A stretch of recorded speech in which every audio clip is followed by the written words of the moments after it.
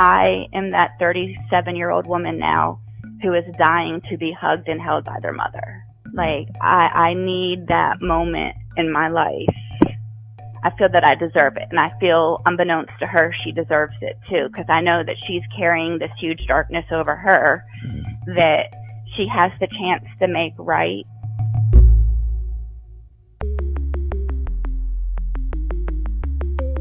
Who am I? Who am I? Who am I? Who am I? Who am I? Who am I? Who am I? This is Who Am I, Really? A podcast about adoptees that have located and connected with their biological family members. I'm Damon Davis, and today you're going to hear from Elissa in Hilton Head, South Carolina. Elissa never bonded with her adopted mother, but she did find a second home with her horseback riding coach and the horses she adored. Finding her biological mother gave Elissa a glimmer of hope that the woman stokes and extinguishes in a torturous cycle. Speaking with her birth father only once, she confirmed the story of his own paternity, but Elissa never heard from him again. Relying on her husband, the first person she shared real love with, Elissa wishes reunion didn't leave her so confused and feeling broken. This is Elissa's journey. Elissa was born in Allegheny County, Pennsylvania, then adopted out of the Children's Home Orphanage in Pittsburgh. Every summer, her parents took her to the Children's Home summer picnic, where she kinda questioned why they were there. Elissa learned she was adopted at about 4 or 5 years old, but she really didn't grasp what adoption meant until she was around 6. She said her adoptive parents weren't very communicative about her adoption or her birthday, so she's always questioned both. Most importantly, she didn't look like them and never really felt like she fit in with her physical appearance. Nor did she feel that internal synchronization that many biological families feel for one another. Elissa never really bonded with her adopted mother, and her adopted father was often working. I found out that I'm 72% Italian, and my father, my adopted father, is also Italian. I do have some similarities with him, but I have very dark olive skin, brown eyes, brown hair. I look Italian. My father is kind of short. He kind of has hazel eyes, salt and pepper hair is all I've ever known him to have. My mom came from a Jewish family. She also was adopted, and she had blue eyes, fair skin, and blonde hair. So physically, I didn't look like them, and none of my behavioralism, me, mimicked any of them. It's like everything they tried to make me to be, it just didn't feel natural. Interesting.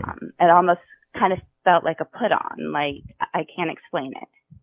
Tell me, so what kinds of things did they try to introduce you to that just didn't stick? The old, like, tap, ballet, sports. The only thing that I stuck with was horseback riding. And I think that was because, unknowing at the time, it allowed me to bond with something. It allowed me to have my own personal relationship with someone or something that I had, to stay in. I always felt like I never knew where I came from. So it was my first identity, basically. I was able to have my own first relationship with myself through my relationship with my horses. Interesting. And I became very close with my horseback riding teacher. I lived with her up until I was 13, and we moved down here. So I would say up until from 10 years old to 13, I lived with her. Elissa started things off by telling me that nearly everything she's revealing, she learned only a year ago and as an adult of 35 years old. But check out the timeline of what she just said. She was told she was adopted when she was about 5 years old, and roughly 5 years later, she went to live with her horseback riding coach. But before we get to that, Elissa described life at home. Living with my mom was not any girl's dream. We never had the bond, never did hair, makeup. She never talked to me about life, if you know what I mean. She always had someone taking me to school or, someone tutoring me. She was a stay-at-home mom. As an adult now that we're able to talk about this, we were very disattached from each other. I was kind of rejecting her. She was rejecting me. Like I said, I loved her, but I didn't love her. I can't separate those two words. It's more of a feeling.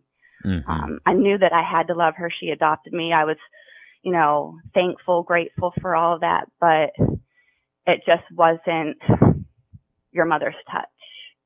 Yeah. I can't say it any other way.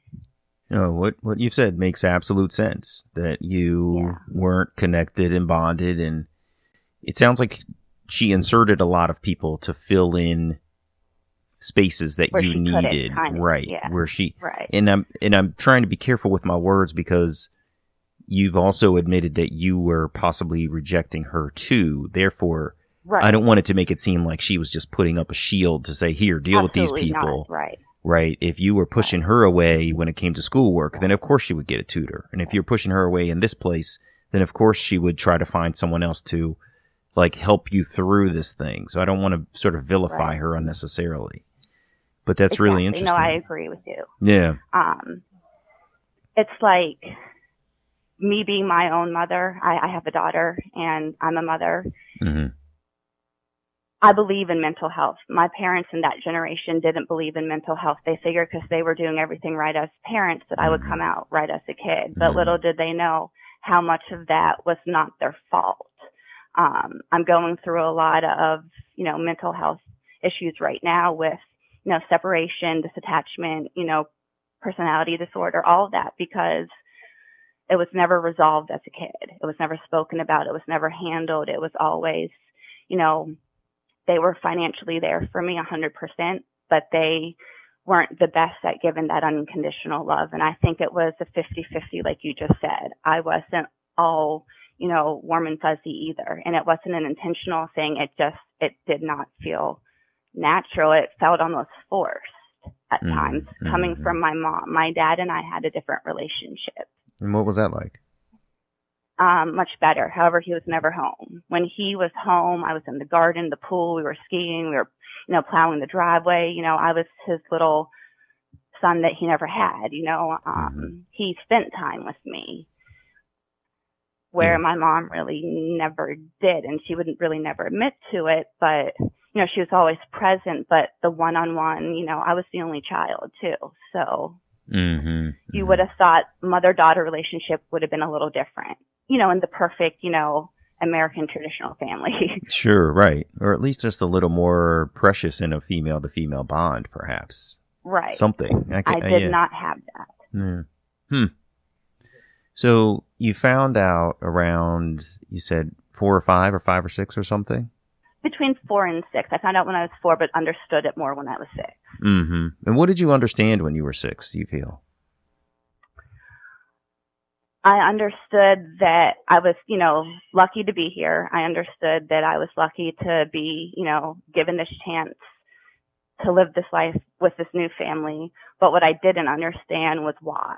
Like, if any adoptee could have ever been told the truth once they understood why it was done, I think it would resolve some problems from that point on into, later life. But the unknown is like the most torturous thing ever. The not knowing, was it, was I a black market baby? Was it, against her will? Was it good, bad, ugly, or indifferent? That right there bothered me my whole life, just not knowing. Earlier, Elissa told me that she had taken horseback riding as a kid and that she went to live with her horseback riding teacher. I asked her if she remembered much about the transition to living with her coach. She said she recalls more of the story now because she reconnected with her riding coach 2 years ago when her journey to find her answers first started. When I left Pittsburgh at the age of 13 and moved down here, I hadn't been back there. It was too hard for me to go back there. And she basically told me the reason it happened over a period of time, me staying there. I would stay over a couple of nights and then a week and then every other week. But it was more or less because she was tired of taking me home to an empty house. My dad was working and my mom wasn't there.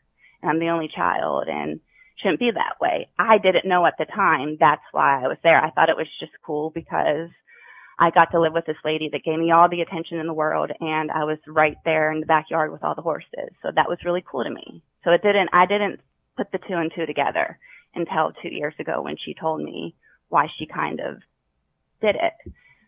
Wow. That's incredible of her. What's her name? Yes. Fran. Fran. Wow. What a huge heart. Did she tell... Yes, she is. What's your sense of...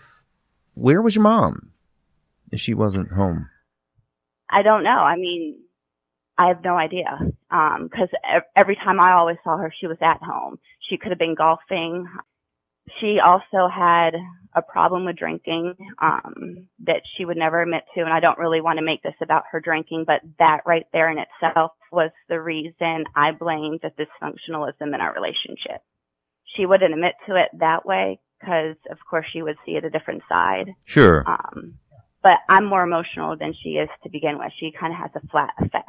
Mine is, I'm Nurse Betty. I have a big heart just because of what I wasn't given. So I tried to make up for it that way. So at 10 years old, Fran, with the big heart, sees that Elissa is going home from horseback riding to be alone. So she started offering for Elissa to stay the night. Then one night became 2 nights, a week, and it just became easier to stay at Fran's house. Her house became Elissa's home. When did you realize, I'm staying here. I'm not going home. How did that go? It didn't ever hit me like that. It just gradually became the thing. Of course, I would go home and stay periods of time, but I would call my permanent residence with Fran because I was also going to horse shows and she would take me. And in this conversation that we had 2 years ago, she told me that there was a group of me and 3 other girls, that all their parents would be there and my parents wouldn't. So she would have to be, on the sideline, not only as my trainer, but as my mom. Wow. And they would seldomly come. And when they did, it's like they would come for a short period of time and then leave. Huh. That is fascinating. Yeah. Do you remember being in the show, seeing them, and then seeing them go? Yeah, and it really didn't bother me. I was happier with them from afar. They loved better from afar. They were older. They weren't younger parents. So, when I was in my, 10 years old, they were probably in their 40s. Whereas my friends' parents were in their early 30s, Yeah. So their generation was much different. And, I grew up much different than any of my friends did. My parents lived a very, formal life, very routine. And my friends' families had, multiple siblings all over the place. Mine was regimented, it was just too programmed almost. They didn't know how to just go with the flow and parent that way. They had to, staged or something. At 13 years old, Elissa's dad retired from the plastics company he co-owned. Out of nowhere, Elissa's parents moved her down to South Carolina with them, and that's where her rebellion began. She said her mental health changed, but her parents didn't seem to notice. Elissa hated moving to South Carolina at that time. She had to leave her surrogate parent, Fran, and her friends, the wonderful horses, behind. She was in between 7th and 8th grade, a horrible time for transition for a child, especially a shy, quiet child like Elissa, who never did well with change. Her parents were off playing golf, and Elissa was left to cope with it all by herself. They never really took the time to see, how I was doing. They didn't look at the cardinal signs with my behavior changing, getting in trouble. I'm not a bad kid. You don't just wake up one day and choose to be bad. Certain circumstances drive you to do unnatural things, uncommon things, maybe for help, maybe for attention. But I didn't get that. I just got, kind of, let's close our eye to this. So this was a rough transition. This was a rebellious period for you as a young, what kinds of stuff happened for you? I got kicked out of school. I hung out with the wrong crowd.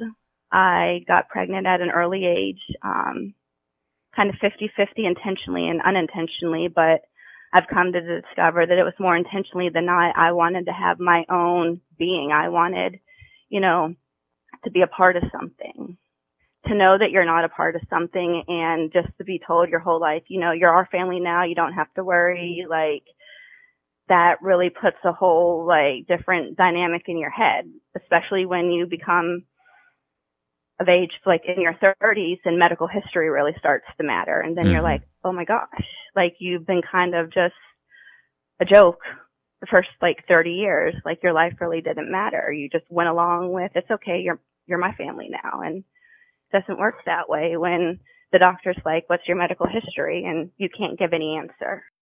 Elissa admitted she kinda got pregnant on purpose. She wanted to connect with someone the way she desired connection. She said she found out she was pregnant on the day she graduated from high school. It's a momentous time for a kid to graduate high school, and like she said, the pregnancy was sort of planned. I asked her how she felt about being pregnant at that time. I was happy. I was like, okay, but I couldn't share my happiness with me the way I wanted to because I knew my adopted parents, what their reaction was going to be. And it was not the reaction that I would want or anybody that ever adopted a kid would have ever thought of. So that was very hard for me to take. Yeah. But I didn't care. I was going to do what I had to do that my adopted mom didn't do and my biological mom didn't do. For sure. Wow. So what was parenting like for you as a young high school graduate? I was hands-on. I worked 2 jobs. I was in school full-time for nursing. I was in a very abusive relationship. I allowed my vulnerability to be depleted as a young woman just because I didn't have any self-worth.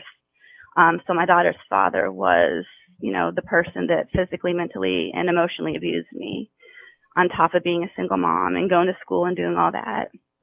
But I was there, I was present, and I did it. No matter how bad or good the situation was, I was there, and we always got through it. Wow. I was very hands-on with my daughter, very, like I said, nothing like my adopted mom. I was the room mom. I was the soccer mom. I was the watch everybody's kids mom while they went out, and, that was me. Wow. It's fascinating. I'm going to say 2 things. One, it's always interesting to me to hear how adoptees express themselves as parents. Very loving, nurturing, hands-on. I smother my son with hugs and kisses. You know what I mean? And yes, right. But it's also interesting to hear you say that you were going through this abusive time in your life, and yet you were still so involved with your daughter's life and the children around you, and being part of the system that she needed and her fellow classmates needed, the room mom and being a caregiver. It's just really, while being abused. I mean, the resilience that you've shown is really unbelievable. I think, though, for any adoptee at a young age, they learn to wear that Band-Aid at a young age, where they mask everything on the outside and the inside is a whole other story. So I wore that Band-Aid pretty well. That, I Band-Aided every situation, that fake smile. Like, I did it. No one would have ever known that it was the way it was because our life was hidden from us. So it's kind of like I was just skeptical of everything. Her daughter was about 5 years old before Elissa got out of that abusive relationship.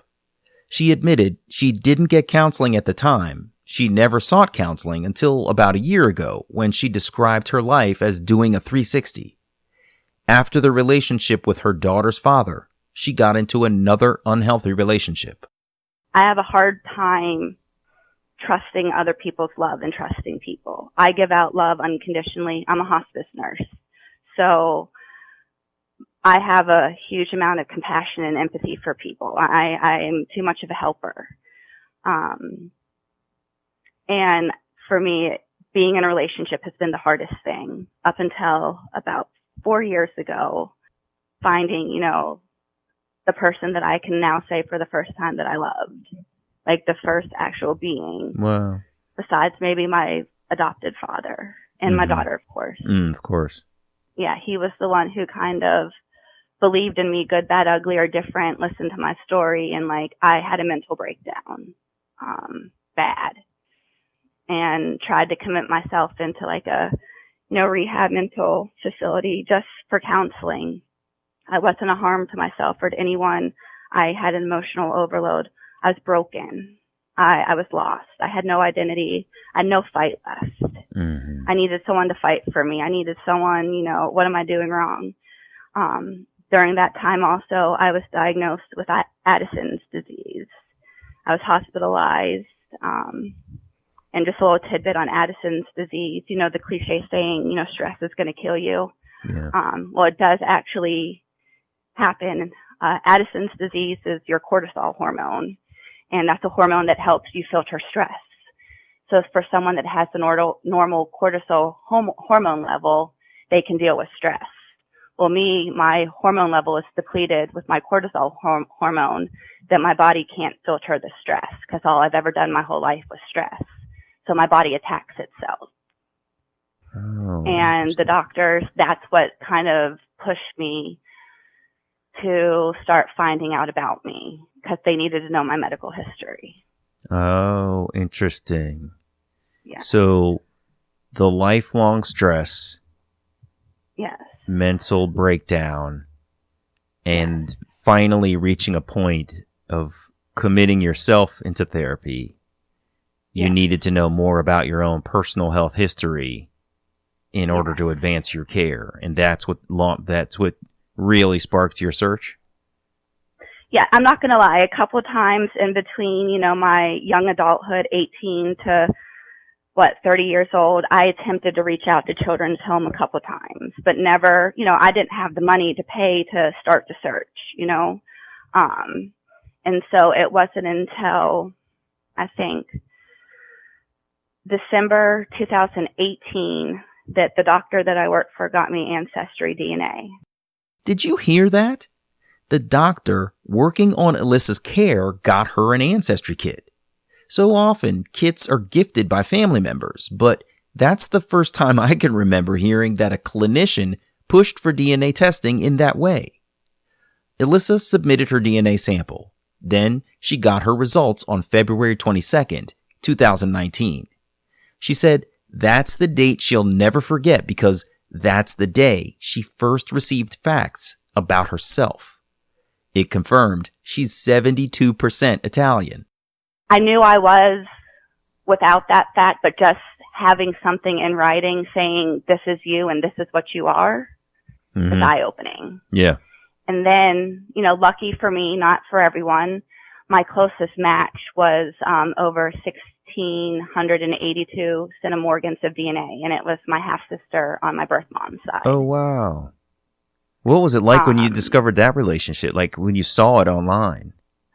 I didn't know how to take of it because I've never done anything like this before. So February 22nd to March 3rd, I was a zombie. I didn't brush my teeth, didn't shower really, I didn't eat, I hardly slept. I was doing my own investigation. And on March 3rd is when I put everything together and spoke to my birth mom for the first time.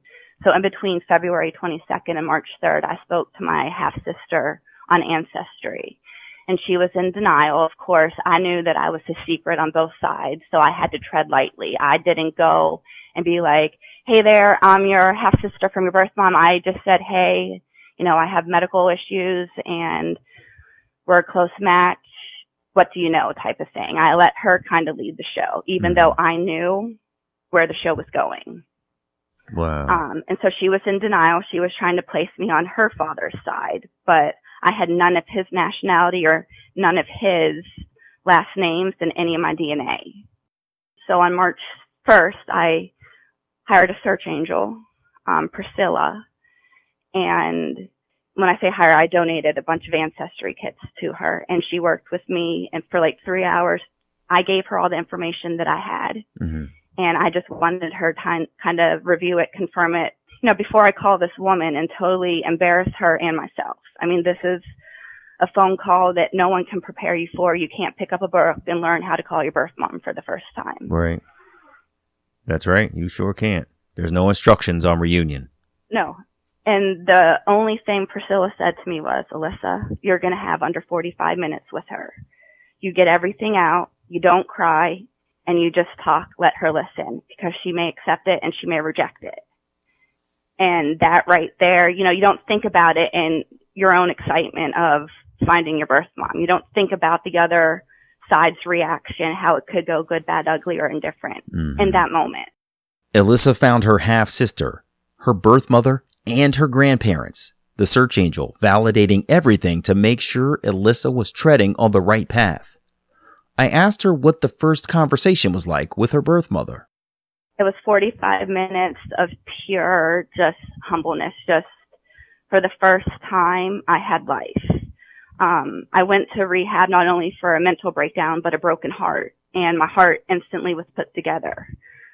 Before I called her that day, I looked at her on Facebook. You know, Facebook will tell you just about everything.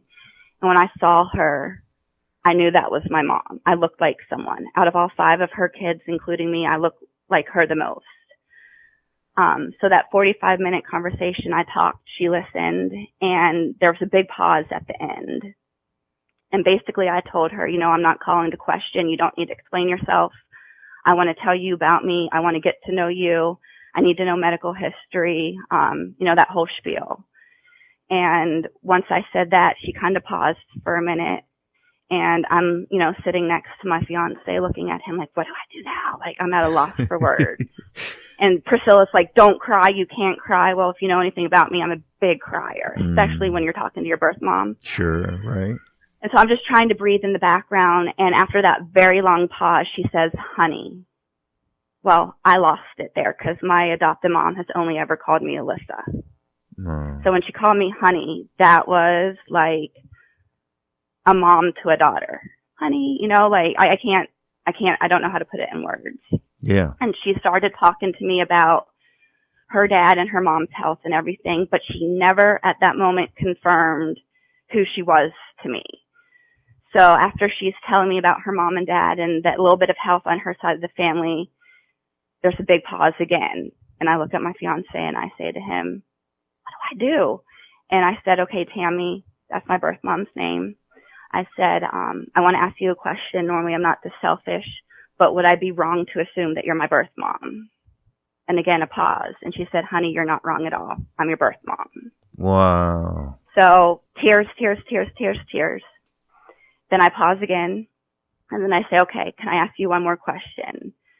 And I paused, I buckled, and I froze for a little bit. I was like, do you happen to know who my birth father is?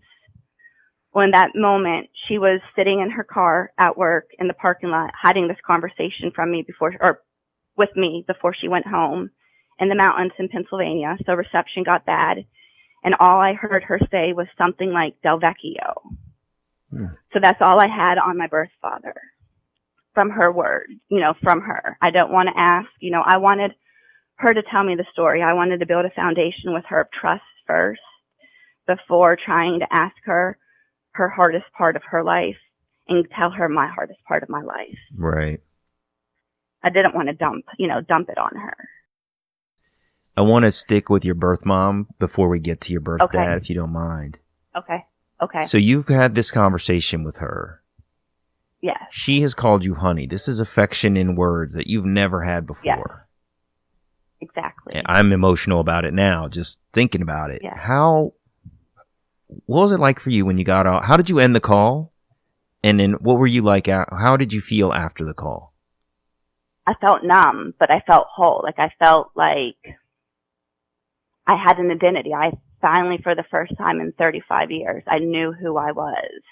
I was everything like that woman, down to our talks on the phone. Like, she's very much like me. I don't know how you want to say it. She has a big heart. I have a big heart. We discussed how we folded the towels, loading the dishwasher, how our closet is organized and everything. We are the same people. And to actually be able to not only look like someone, but share those same traits, it really makes you question nature versus nurture, or nurture versus nature. Yeah. Question or confirm, actually, right? Yes. Yeah. 100%. That is unbelievable. So how did the call end for you guys? So I asked her, I said, so was this a good or bad phone call? And she kind of paused, crackling, trying to hold back her tears. She said, no, it was good. I'm just shocked. I thought you would have reached out to me a long time ago. She goes, I didn't know where to start, what to do, and you were a secret from my family. No one knows about you. which that's what I felt my whole life. And I told her, well, I'm going to leave the ball in your court. I know this is a lot to process for you. I had time to think about this reunion. This was out of the blue for her. And I told her that I would send her a Facebook friend request and she could accept it whenever, but she could at least see me, look at my pictures, whatever. And that, this was my phone number. If she wanted to call me, she could. A couple weeks went by and she called and we texted and we had that perfect, it almost felt like a friendship, mother-daughter friendship. We're talking, talking about the weather, what we're cooking. We cook very similar, we both like to cut the grass, garden, just small talk, but never any real talk. Still to this day, I don't know much about my medical history. Oh, interesting. Wow. Yes, shit. Yeah. So my birthday's June 5th. June 4th, I get a knock on the door, and it's the mail lady, and she hands me a package, and I recognize the return address. And it's from the town my birth mother's from, and I open it, and it's 36 years of birthday cards. What? Yes. However, that moment of, speechlessness, I guess, tears, I can't explain to you the tears that came out of my eyes, was followed by the next day of her calling me at 7:30 in the morning, telling me that I've ruined her life, this, that, and the other. The people in the town have found out about me and her, and, she has to leave work early and go home and explain to her family before social media who the hell I am. And those were her exact words. Oh my God. That was my birthday. Yeah. So the first time ever, and I know you can appreciate this, I'm thinking I received this package the day before my birthday. The next day, this is going to be the first birthday I'm actually able to celebrate, really, because I know about my birth. I know a little bit about me, and then this happens.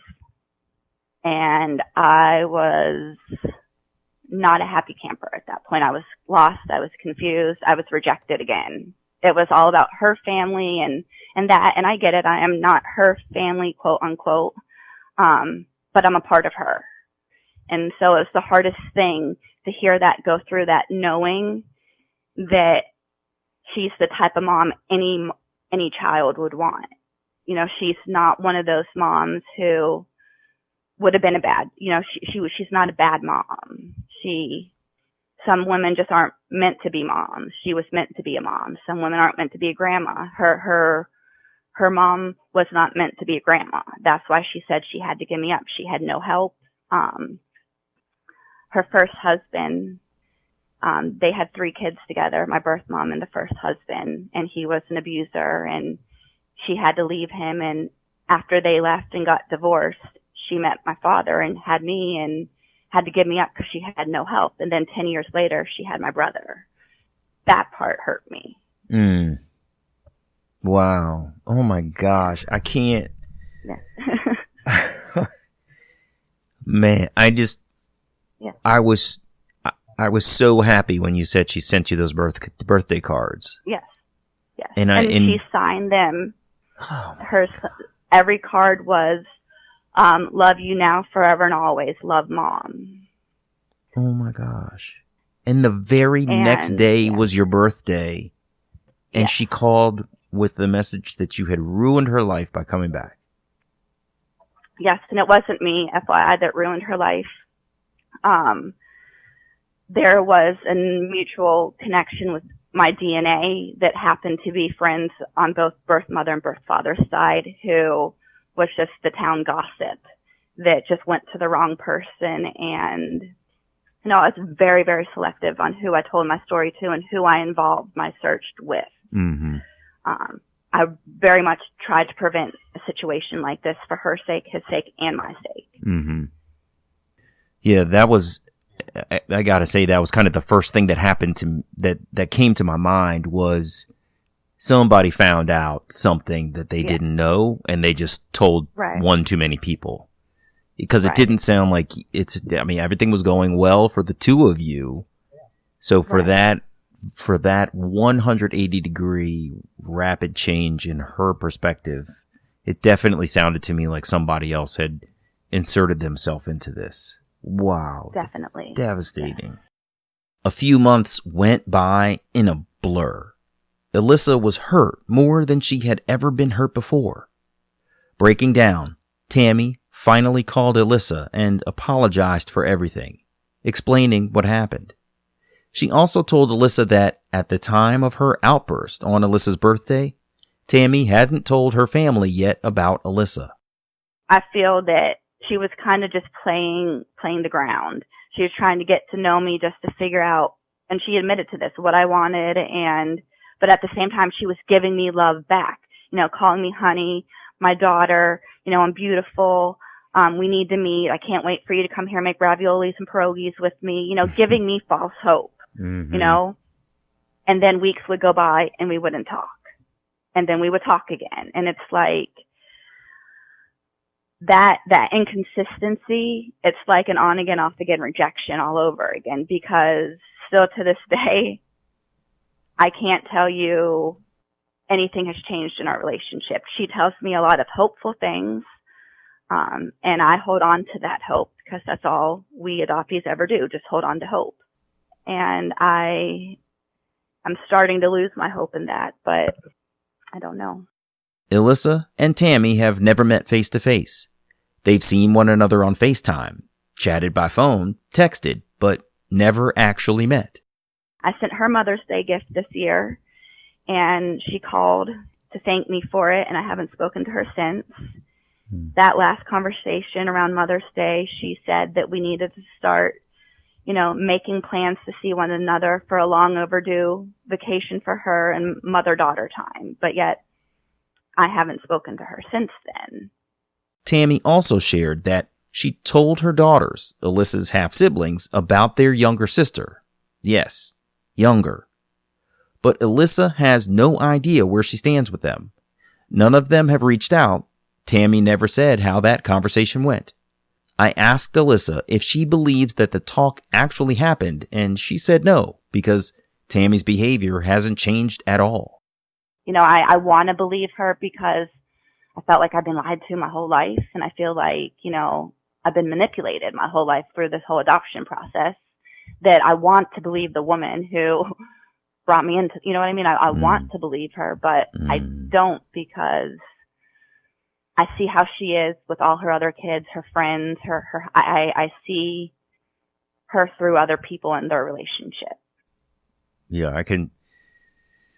Oh man, I can't even imagine what it's like for this person whom you've kept a secret to suddenly be back in your life, and you have to admit to everyone, there's this other thing you didn't know about me, right? Right. I empathize. I can't imagine what it's like for her. Right. Sure. I do. That's why I have this tenacity in me. I'm so forgiving. Like, I don't want to push. The normal me would have been like roaring at the mouth by now, but I have to respect her and respect the situation, that if anyone has to live in secret that long, they have to within have a huge amount of fear. Right. And fear is not the best thing to have. Like, it consumes you. Yeah. And I wonder too, then, on the flip side though, I understand the fear. You're right. It's probably consuming her. But on the flip side, like, she does have to stop saying the hopeful stuff. Right. If it's not really going to happen. And I feel like it might be okay to say, listen, I really want to meet you. I would like to come there, and we don't have to tell anybody at first. It can just be you and me, so that she can maintain the secrecy that she desires, but you can meet this woman face to face, whom you're so much alike, and a lot of adoptees do that. They're like, look, I've been a secret this long. I can stay there for a while longer if I could just meet you.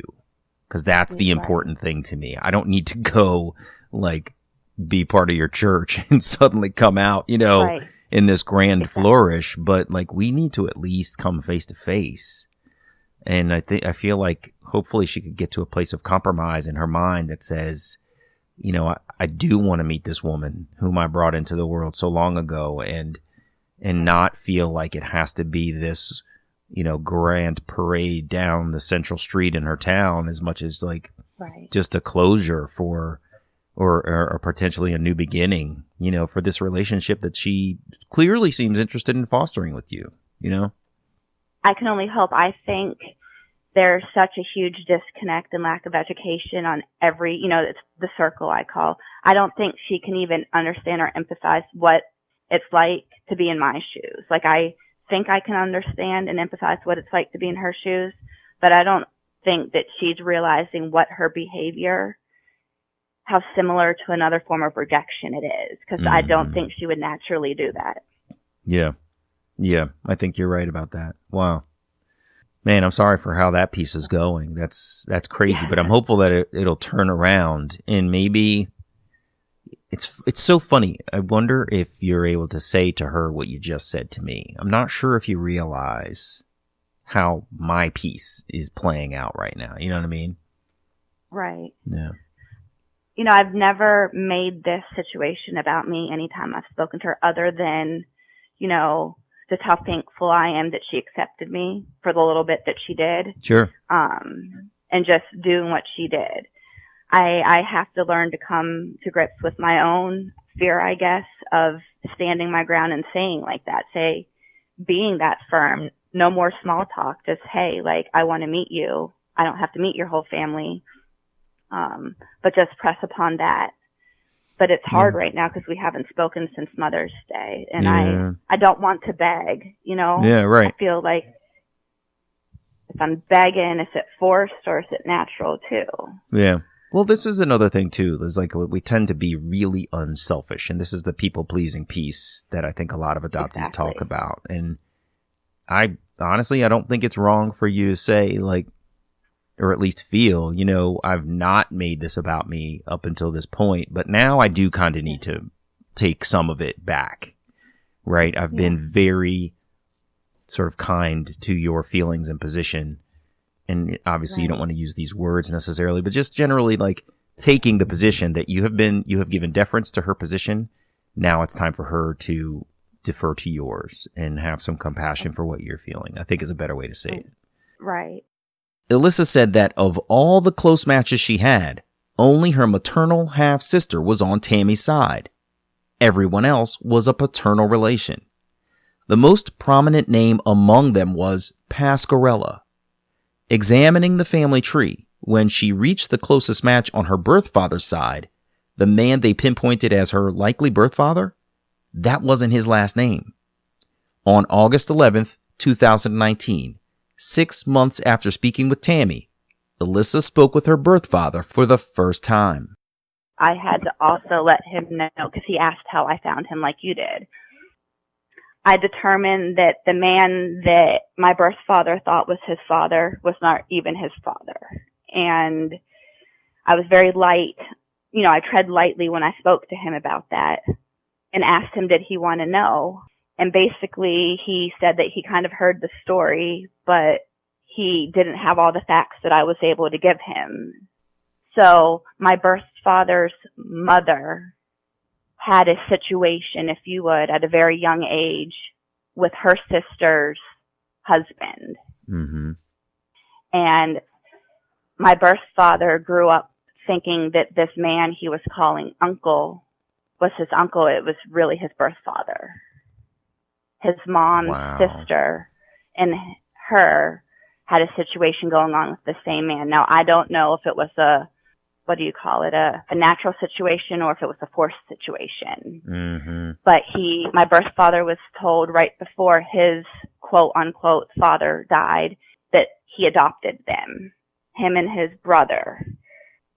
And so I was able to pinpoint which Pasquarella was my birth father's father through my DNA. So that conversation was very hard in itself because, again, if you remember, I told you I had the closest relationship with my adopted father. So calling my birth father, I had a lot of the same reservations of not wanting to hurt this man like I would not ever want to hurt my adopted father. But I wanted him to know the truth too. The man told his side of Elissa's conception story. He had been working in a steel mill when he was dating Tammy, then he was laid off. The next day, he left for Reno, Nevada to find work with his brother. After a few months, the man got back on his feet, so he reached back to his girlfriend to invite her to join him. Called her, asked her to come out there, but never mentioned bringing her 3 kids, my 3 older sisters. Oh. And she couldn't leave them behind, and he wasn't willing to come back. And so that's when she found out she was pregnant with me. And she said that she sent him a card while he was out there in Reno, and said that he got the card. And he just remembers coming back like 6 to 8 months later, having to sign over his rights, but never really questioned anything. He said that, Tammy told him about me, and that, they were really in love and really nice girl, and that he cried when he saw me because he said I was a spitting image of Tammy. And that was the first time seeing me was the first time he quote unquote would have seen Tammy since leaving back in 83. Wow. How did that make you feel to see that he was so emotional about seeing your face as a surrogate for hers? I don't know if it made him emotional seeing my face as like his kid, or seeing my face and remembering the woman that he loved, because what I was told, they've each had 3 relationships on the birth mom and birth father side. They've been involved in 3 relationships, and out of each 3 relationships, my birth mom and my birth father's relationship together was the only ones that were truly a loving relationship. Like, they should have lasted. And on my birth father's side, all my cousins say I should still be with my birth mom and birth father. That's really unbelievable. Wow. Yes. Theirs was the one that should have lasted. Huh. Yes. Because they truly, and the funny thing is, my birth mom's best friend is my birth father's half-sister through DNA. His half-sister through DNA, her family member is how I found my dad, my birth father, on Ancestry. And it was hard because I only share half of their DNA. So where do things stand with you and the paternal side now? Like I said, I've reached out to him on Messenger a couple of times, Father's Day, his birthday. Hey, how are you doing? Checking in. I get nothing in return. He reads them. We haven't had a single conversation since August 11th. I've since kind of took on, little sis role of my brother.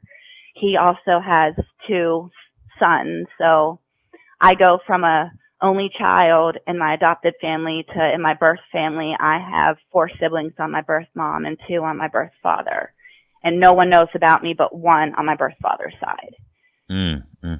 That is crazy. And so I talk to him every day, all the time.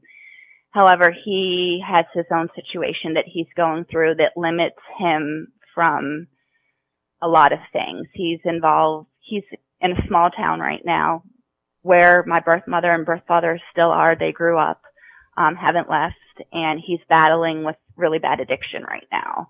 So it's hard to have that true, genuine relationship. I give it to him, but I know what I get in return. I have to take it with a grain of salt. Yeah, right. Yeah, he's very accepting of me, but his emotions are all over the place right now. Mm-hmm. He's in a tough position. He's in a dark place. Yeah, in a dark place. That's a good way to put it. So Elissa has been in contact with her birth father, but he's not communicating with her at all. Only the one conversation. Her birth mother sends signals of hope, but they're meaningless without action, and it doesn't sound like Elissa knows what to believe from her. And Elissa remains a secret to many people on both sides of the family. With all of that in her reunion journey, I asked her how she's doing now. I'm more confused now than I was when I started this on March 3rd for the simple cat and mouse game that my birth mom is playing with me. It would be easier to understand and swallow if she was like the worst mom out there, if she was an abusive mom, if she was on drugs. It would be easier to understand her behavior. But because she is none of the above, and like I told you before, she's the mother that anybody would want. She's that hands-on mom. That makes it so much harder.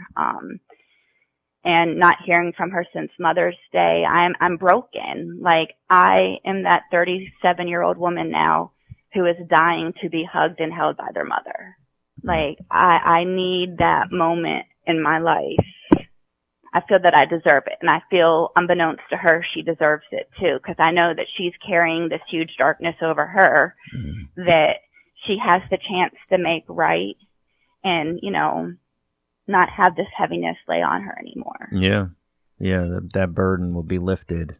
Yes. And it'll be hard to go through, but I'm sure it would feel lighter on the other side. Yeah. Yeah. Do you think you'd share this with her? I don't know. She's very secretive. I don't know if that she would approve that I spoke to a stranger. You know what I mean? And I understand. She needs to understand that this is an experience for me. Like, I have a story to tell. I have someone out there that's listening that shares a very similar story to me. That's how I reached out to you.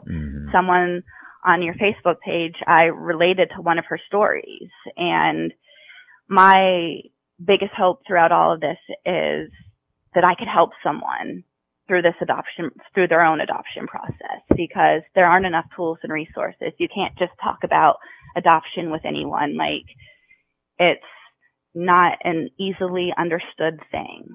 I'm really big into the adopted child syndrome and the primal wound theory. That's me in a nutshell. And if I would have known that I had a right or validation for my feelings at a young age, maybe I wouldn't be who I am right now, or maybe I would, but. Yeah, a different version of yourself. Yeah. Yes. Wow. It's, Elissa, your story is so challenging. It feels like we started talking 24 hours ago. Like, you've come so far in your story from Pennsylvania to Fran's intervention to moving to South Carolina to the whole saga with your biological mother, and then everything that has not transpired with your biological father. I mean, you've got a lot going on there, and I know that Addison's is an issue for you, and I hope you're taking care of yourself to manage how you get through this, because it's going to be important for you and your fiance to work through that together, so you guys can stay shored up. So I'm hopeful that you'll find ways that are helpful for you to stay strong through this whole thing. It is. Talking about it is what makes me stay strong. Talking about it is what gives me peace. You know, just getting it out there, because I bottled it in for so long. Yeah, right. Well, Elissa, I appreciate you reaching out. I'm so glad that you're trying to help others by sharing your story, because I think you're right. It's important. We all pull pieces from one another's story and say, that sounds like mine, and that, I know how she's feeling. So I'm glad that you opened up and you admitted for others to hear, and I appreciate your time. Thanks so much for calling. You're welcome. Take care. All the best to you, okay? Thank you. All right. Okay, thank you. Bye-bye. Bye. Hey, it's me. Elissa's story is one of emotional roller coasters. She never bonded with her biological mother, who kinda sounded like she didn't really want to be a parent. She found peace among the horses and even a second home with her horseback riding coach Fran, whom I think we can all applaud and want to give a big hug to for taking Elissa in. Elissa suffered all kinds of abuse by her daughter's father and has been met with feelings of double rejection by her birth mother and birth father. But I liked what she said about seeking counseling and working on her own mental health. Coping with stress and Addison's disease is part of it, but she also said that it helps to just speak openly about her journey and the struggles she's had to this point. I'm really glad we got the chance to chat, and if you feel like you need it, I hope you'll find someone you trust to open up to. I'm Damon Davis, and I hope you'll find something in Elissa's journey that inspires you, validates your feelings about wanting to search, or motivates you to have the strength along your journey to learn, who am I, really? You can follow the show at facebook.com/WAIReally or follow on Twitter @WAIReally. If the show is meaningful to you, you can support me with a contribution to keep it going on patreon.com/WAIReally. Please subscribe to Who Am I Really on Apple Podcasts, Google Play, or wherever you get your podcasts. It would mean so much to me if you took a moment to leave a 5-star rating there. Those ratings can help others to find the podcast too. And if you're interested, you can check out the story of my adoption journey, Who Am I Really? An Adoptee Memoir, on Amazon.com, on Kindle, or as an audiobook on Audible. I hope you'll add my story to your reading list.